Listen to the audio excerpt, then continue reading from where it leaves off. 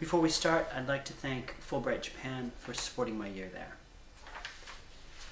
In our presentation, we are to investigate the consequences of the 2008 Olympics opening ceremony. In particular, we'll be making reference to the ceremony as film and to its relationship to current film theory.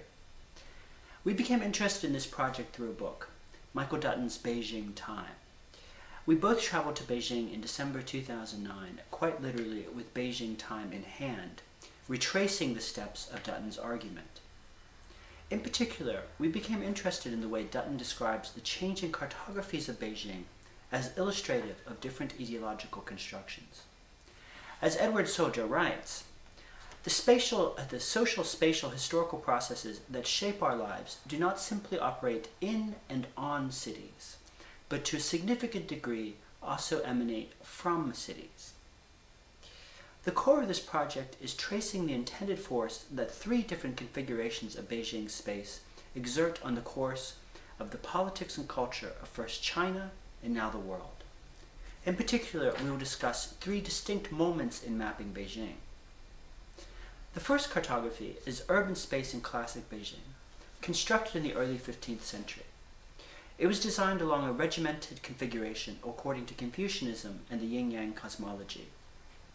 The city, prior to the dissolution of imperial power in 1911, was laid out with a clarity as to the source and distribution of secular and divine power. This city map provides a geographical rendition of an ancient worldview emanating from the Han Dynasty, 2002 BC to AD 9.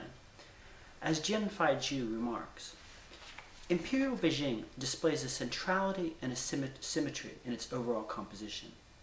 A 7,500 meter long axis running from north to south of the city is the strongest organizing element of the whole plan. An east-west axis intersects this main axis, defining the center of the Beijing.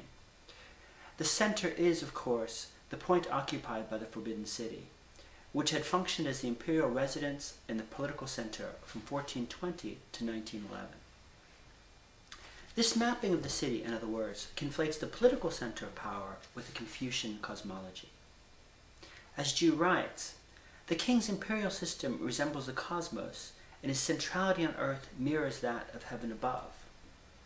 Further then, this map conflates the historical character of the city with its spiritual character.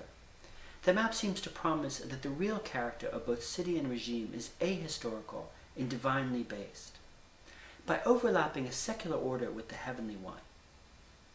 To return to Soja's words, it is a city plan designed to order society along metaphysical as well as political lines. This conceptual spatiality was described within the city's configuration, centering around the axis. It is this organization of power and urban planning that the Communist Party appropriates. Dutton discusses in particular the recentering of the city when Mao Zedong rewrites the Beijing cityscape with the 10 great constructions of the Great Leap Forward of the 1950s. The Great Hall of the People, for example, is a magnificent building on the west side of Tiananmen Square, built to serve as the political hub of Communist China. Dutton discusses the effect of Tiananmen Square in particular on Beijing's spatial configuration. Its size and the creation of a new sense of center draws the focus of Beijing away from the Forbidden City. Dutton writes, the recentering of the city at Tiananmen Square effectively made the old imperial palace the northern backyard. By going against the ancient cityscape, the placement of the square posed itself as a historical confrontation with the pre-modern relics. Its placement incurs within the timeless imperial map an unmistakable disruption. Whereas the imperial city was designed to appear timeless, eternal, the square's placement served as the modernist imposition of historical direction upon the axis. In the Little Red Book, Mao describes his Communist Party is the most complete, progressive, revolutionary, and rational system. This imposition of a progressive, revolutionary, and rational system onto history has its analog in the reorientation of Beijing.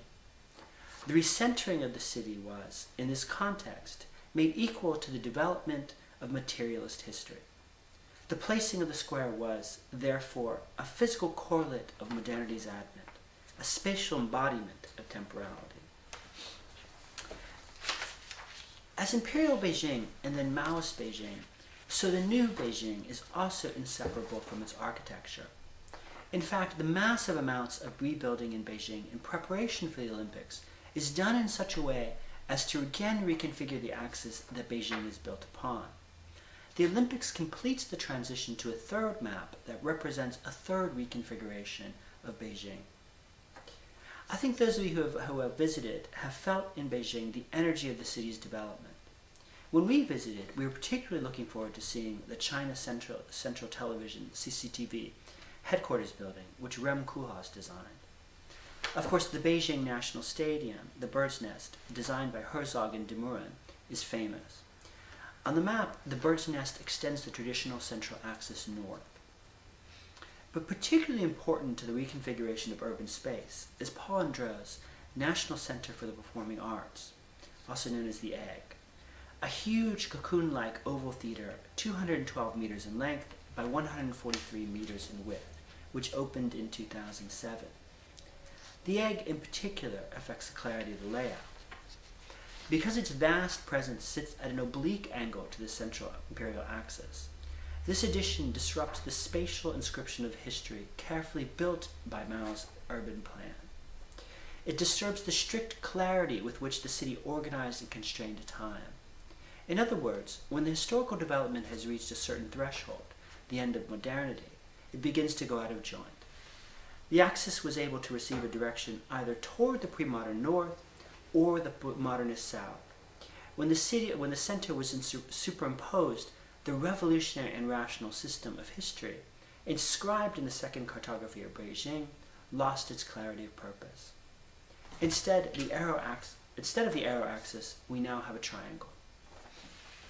What is at stake in mapping Beijing, therefore, is a relationship to history. In the third map, where the monumental new creations embrace postmodernism, the new relationship to history is a disruption. This remapping reflects a fundamental rearrangement of history into urban space. It opens up what Soja calls third space, a simultaneously real and imagined, actual and virtual locus of structured individual and collective experience and agency. History, understood within a modernist framework, becomes displaced within Beijing's third space. Beijing's historical disconnections are best understood as symptomatic of postmodern social conditions. Frederick Jameson in Postmodernism argues that the postmodern condition has changed the construction of our relationship to history. The past has only become a vast collection of images, a multitudinous simulacrum. The effect, Jameson argues, is the past as an object of nostalgic longing, what he calls pastness and pseudo-historical depth. The flow and variation of historical experience, in other words, is replaced by sets of aesthetic effects best embodied in the third map.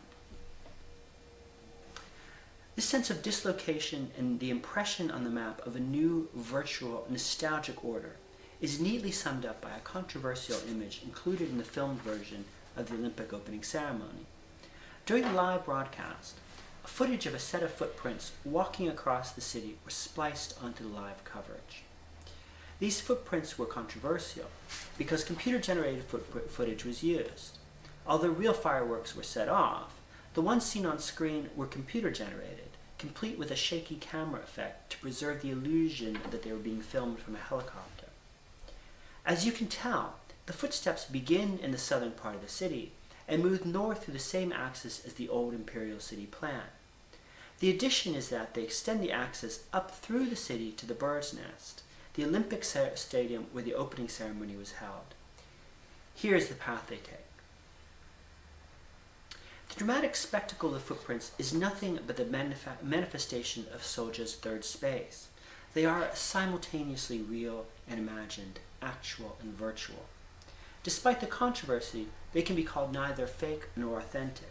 They serve as the locus of structured individual and collective experience and agency, in the sense that the spectacle itself creates a new locus from which Beijing is experienced.